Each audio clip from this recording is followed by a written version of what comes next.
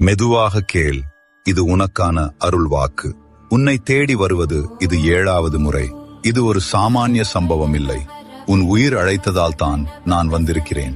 Honey, பல நாட்களாக மனதில் சுமை வைத்திருக்கிறாய். யாரிடமும் சொல்ல முடியாமல் உன் உள்ளத்தில் மட்டும் வைத்துக் கொண்டு தவிக்கிறாய். ஆனால் இன்று அந்த சுமையை விடும் நாள். நான் சொல்வதை நம்பு. நீ இழந்தது வீணாக போகவில்லை. அது உன்னை வலிமையானவனாக மாற்றியது. இனி வரும் நாட்களில் நீ எதிர்பார்க்காத வழிகளில் நல்லது நடக்கும். உன் வாழ்க்கையில் ஒரு புதிய தொடக்கம் ஆரம்பமாகிறது. நீ அடிக்கடி என்னாலா இது முடியும் என்று நினைக்கிறாய். ஆனா நான் சொல்கிறேன், உன்னால் முடியும்.